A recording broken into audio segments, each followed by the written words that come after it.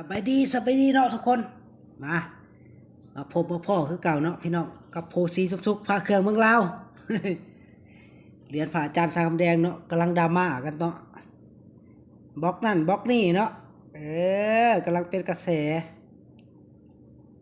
แม่นบ่ติพี่น้องเพิ่นเว้านะเออ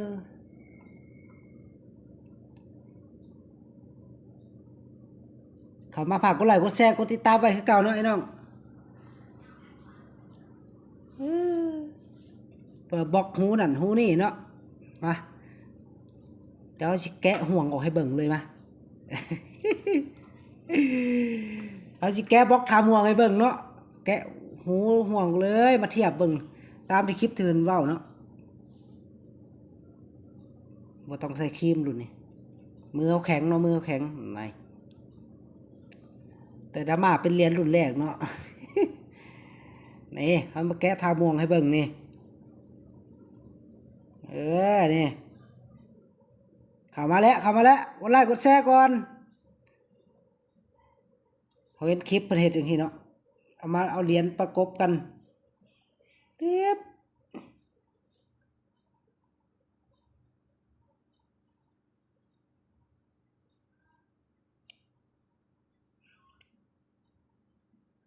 บล็อกตัวเดียวกันบอกคนว่า เข้ามาฝากกดไลค์กดแชร์ก่อนเนาะมีเพิ่นเม่นว่าอันเรียนพระอาจารย์คำแดงมีจักบล็อกว่าสั่นเราสิตอบยังไงล่ะบัดนี้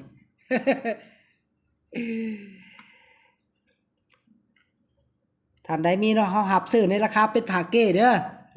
คันบล็อกที่เพิ่นเว้ามาเนาะนี่ทาม่วงนี่กระดาษทาม่วงยังบ่ค่ายบ่คือกันเลยน้องนี่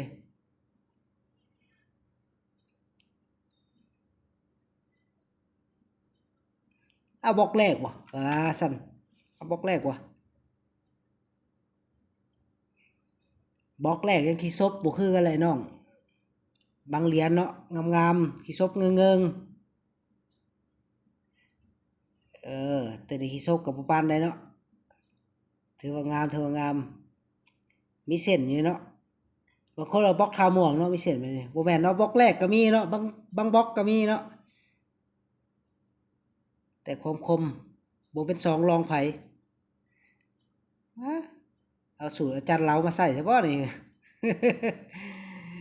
โอเคเนาะคลิปนี้ฝากกดไลค์กดแชร์กดติดตามเนาะนี่เนื้อมะขามเปียกเขานี่เอาดิขนาดสภาพผ่านการใส่เนาะจะเบิ่งเนาะนี่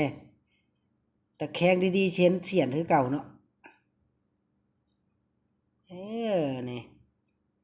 ห่วงเดิมๆนะห่วงเดิม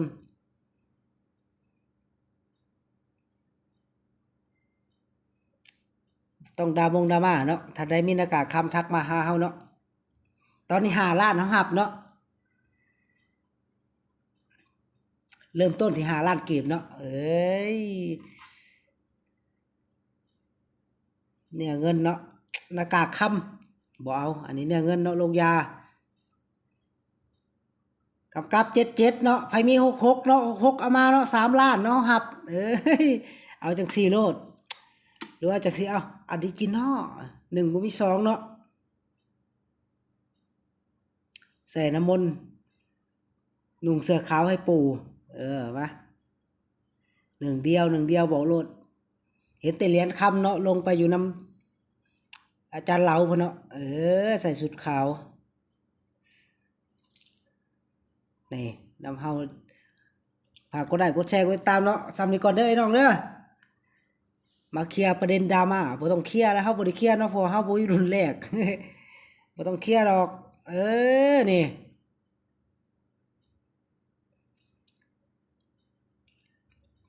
เอาดิเอาติ่งเนาะเฮาสิให้เบิ่งติ่งตัวนี้บล็อกทาม่วงนี่บล็อกทาม่วงติ่งยังบ่คือกันเนาะนี่จะเบิ่งนี่อ้าวบางเทื่อเกิดจากการปั๊มเลยน้องปั๊มไปปั๊มมาเลย